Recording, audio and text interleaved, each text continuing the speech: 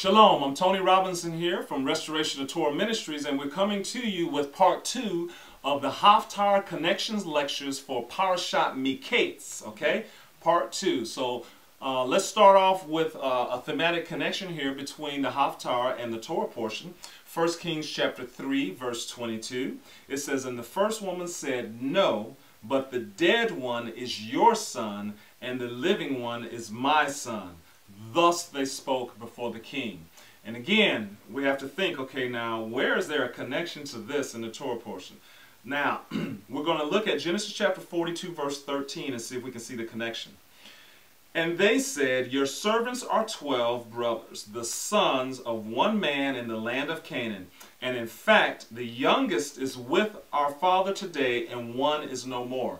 Now, where it says that one is no more, when it says that one is no more, they're referring, the brothers are referring to Joseph, who is dead, okay? Now, so what's the connection, Tony Robinson, you may say? Look, in the Haftarah reading, it's a story about a live son and a dead son. Think about that, right? One of the boys died, one of them is living, right? And that is thematically connected to, in our Torah portion, we know that Jacob had how many sons? 2 sons, right? And we know that one of them is alive, right? And we know that one of them died. Now, keep watching this, all right? Number one, that's a thematic connection regardless of what anybody thinks, right? A dead and a living son. But some of you may be thinking, Tony, you're stretching it a little bit there. But watch this as we keep going. Note what happened in the Haftarah reading. One of the harlots exchanged the living boy for the dead one, right? Remember that? She exchanged the living boy for the dead one. In other words, in the Haftarah reading, one boy takes the place of the other, right? The living boy took the place of the dead boy when the harlot switched them around, okay? That's what I want you to think about. Now think about that. That the one boy took, the living boy took the place of the dead boy. Keep thinking about that. Now remember the primary reason why thematic connections exist is to show equivalence between people, places, things, and events. Both the Haftarah and the Torah portion reading revolve around a particular living boy and a dead boy, right? Therefore, the living child in the Haftarah reading is clearly thematically connected to Benjamin, right? And the dead child in the Haftarah reading is thematically connected to Joseph. Now, we know Joseph isn't dead, but the brothers don't know that. And Jacob doesn't know that, right? So the thematic connections exist to show equivalence, and this is what's being equated here, right? So our connections to the Haftarah clearly equate Joseph and Benjamin to the dead and living boy respectively. Okay, this cannot be argued. Okay, this can't be argued. Since the living boy took the place of the dead boy, what we should do is we should determine. Right now, think about this. Because Adonai is putting these connections together, right? He's the one putting all this together for us. All we're doing is seeing the connections and saying, oh, okay, yeah, I see that equals that. Yeah. I see that Solomon is equal to Joseph. Yeah, okay, yeah, I see that this is a story about the birth of 2 boys in the Haftarah. Oh, and the birth of 2 boys in the Torah portion. Because remember, Joseph had 2 sons, right? Oh, yeah, I see that one of the babies was alive, one was dead. And I see in the Torah portion, yeah, there's Benjamin is alive and Joseph is dead, supposedly dead, right? Okay. Since the living boy took the place of the dead boy, and we're saying that the living boy is a picture of Benjamin, and the dead boy is a picture of Joseph, then we should determine if in any way, right, the living boy Benjamin has replaced Joseph right there. And the light bulb just went on, and some of you already knew where I was going with this. Now, that's how this. The connections in the Haftarah, the connections to the Haftarah demand that we look for such an analogy, right? Because we know that both stories involve a living and a dead child. And we've connected them, so let's see if there's any way that the Torah portion, excuse me, if there's any way that the Torah portion excuse me, if there's any way that in the Torah portion that that we see a similar situation where one boy replaces the others. Now watch this. I want you to think about something. In Genesis 37, 12 through 14, Joseph remained home with his father while the brothers went off to tend sheep, right? In this week's Torah portion, Benjamin remained with his father while the brothers went to Egypt. Now that's a connection right there, okay? Joseph stayed behind when the brothers went somewhere in the beginning in Genesis 37, and in this week's Torah portion, Benjamin stays behind while the brothers go somewhere else. Adonai is building his case. In both stories, trouble came as a result of the boy leaving the father to go to another geographical location, right? Remember with Joseph? Joseph was sent to see on the welfare of his brothers. The father, Jacob, sent him, and there was trouble that resulted. When the brothers saw him, they said, hey, let's kill him, right? In this week's Torah portion, when Benjamin leaves Jacob, there's trouble again when Benjamin is thrown into prison. In Genesis 37:3, it states that Jacob loved Joseph more than all his other sons. Remember that? In this week's Sidra, Judah said that Jacob loves Benjamin. Furthermore, Judah stated that Jacob's soul is bound up with Benjamin's soul. Do you see what's happening here?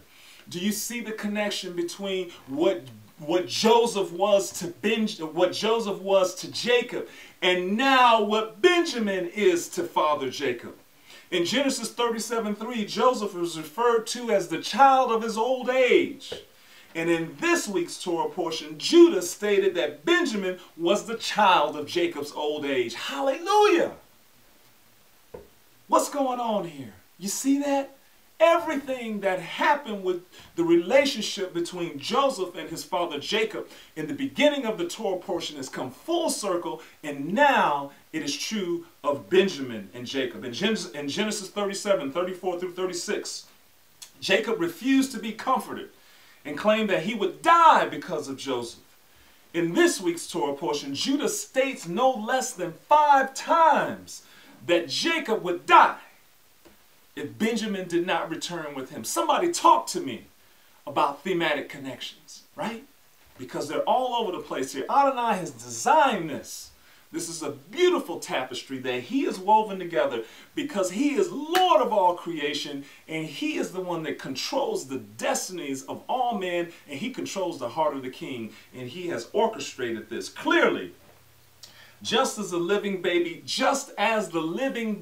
took the place of the dead baby, Benjamin is the new Joseph in Jacob's eyes. He has taken Joseph's place as the favored son. It's all full circle again. Just as he showed favoritism to Joseph, now he's showing favoritism to Benjamin, because Benjamin is now the only child of his beloved wife Rachel. Bless her heart. So in the Haftarah, what we see is that Solomon is faced with a dilemma. Which harlot is the true mother? So what he does is he devises a test to determine who is the real mother, right? That's what Solomon does in the Haftarah. He develops a test to see who the real mother is.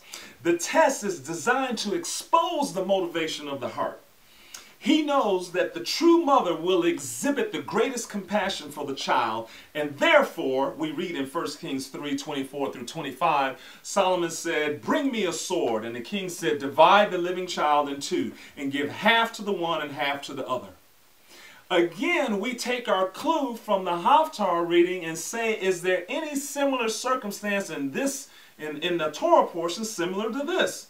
Where is there a test given by Joseph? Because we know Joseph is equal to Solomon, right? We already saw that connection. So where is there a test given by Joseph in Parashat Miqqeitz designed to reveal the motives of the heart? Joseph's test, phase 1. Note how all of Joseph's actions have been designed to get Benjamin down to Egypt, right? He imprisoned Simeon in order to have the brothers go bring Benjamin from Egypt. Remember that? And then in Genesis 42:15, it says, "In this manner shall you be tested." There it is. You see? Joseph is giving the brothers a test. just like Solomon proposed a test, right? And he says, by the life of Pharaoh, you shall not leave this place unless your youngest brother gets here. So Joseph is scheming to get Benjamin down there to Egypt. Phase 2 of Joseph's test. Notice how Joseph placed his cup in Benjamin's sack in order to accuse him of theft. Genesis 42:17.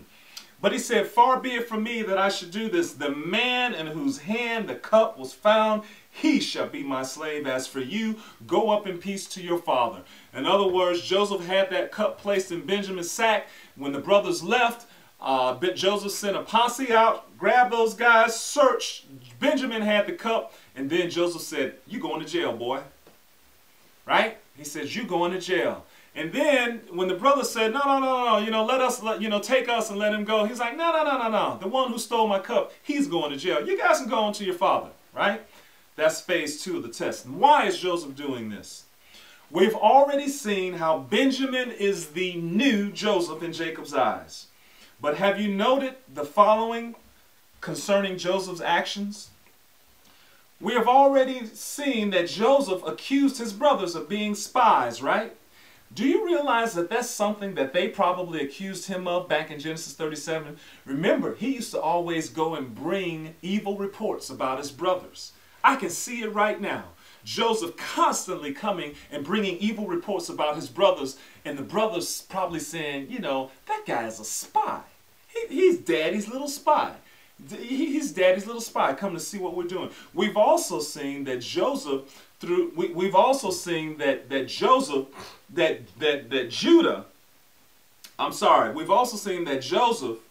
threw Benjamin into jail, which is a pit back then. If you go and look in the Hebrew for the word prison and throughout this Torah portion from Genesis 37 through 50, you're going to see that the word is bor in the Hebrew, which is pit, because that's what prisons were. They didn't have these big high rises with cable TV in them. They dug a big hole in the ground, stuck you down in it. That's what they were. So in the Hebrew, the prison is a pit. So Joseph threw Benjamin into a pit, just like he had been thrown into a pit at the beginning of the Torah portion. Remember the brothers had feared being sold into slavery? This is exactly what happened to Joseph, and exactly what happened to Simeon. Wow. This is Joseph's life recast onto his brothers. Everything that happened to Joseph has now happened to his brothers as a result of Joseph's plan. One by one, he seems to be recreating situations where his brothers are now able to experience what he experienced. Or is that really what he's trying to do? You see? On the surface, it may seem like Joseph is getting revenge with his brothers. He seats them according to their age, right? And the brothers are like, man, what is going on here? He gave them their money back twice. He planted his cup in Benjamin's sack. So what is Joseph up to? Let's note this thematic significance of the last situation. Benjamin, Jacob's only son from Rachel, is in an Egyptian prison, and his brothers must go face their father. Where have we seen that before? In Genesis 37, when this story first started. Joseph was in a pit, and his brothers had to go back to their father and explain what had happened to him. Now Benjamin is in a pit, same Hebrew word, prison, but in the Hebrew is pit. And now the brothers have to go back. Have we seen this picture before? Yes, we have. Remember, Joseph's brothers had cast him into a pit and caused him to be sold into slavery. Afterwards, they went to their father Jacob. So what is Joseph up to? He has orchestrated events such that Benjamin is now in the same situation that he was in. And the question is this: will his brothers abandon him to slavery as they had done to him? And now we're going to make another thematic connection. 1 Kings 3:24 through 25. Then the king said, bring me a sword. And the king said, divide the living child in two and give half to the one and half to the other. That is clearly thematically connected to Genesis 44:17. Joseph's actions and how he treated his brothers, although seemingly cruel and for revenge, were actually a test designed to reveal their hearts and whether or not they had changed since the last time that he had seen them. Would they once again allow the favored son of Jacob to languish in prison? And so that's the test. Just as Solomon devised a test to reveal the hearts of the harlot, so likewise did Joseph reveal a test to reveal the hearts of his brothers. And Judah's actions, when he was willing to lay down his life for his brother Benjamin, showed Jacob his heart. And if you go back and read the text, you'll see that the main reason why Judah was willing to lay down his life for Benjamin was not so much for his love for Benjamin, but it was mainly because of his concern for his father. If you go and read the text in Genesis, you can see how over and over, when Judah makes his plea to Joseph to spare Benjamin and release him from prison, it is all because of Judah's love for the father, which is totally different than the first time in Genesis 37 when he had the gall to take Joseph's coat of many colors that had been stained with blood and hand it to his father and say, "Identify, if you please." And so he had definitely changed. The one who sold Joseph, Jacob's favorite son into slavery, was now willing to lay down his life for Benjamin, who was the apple of Jacob's eye. And so in a real way, we could say that Joseph is the Solomon of the Torah. So anyway, what did we learn? The major themes. Sometimes the Haftarah connections to the Torah portion can help us understand the deeper significance of events in the Torah portion. And we saw that this time.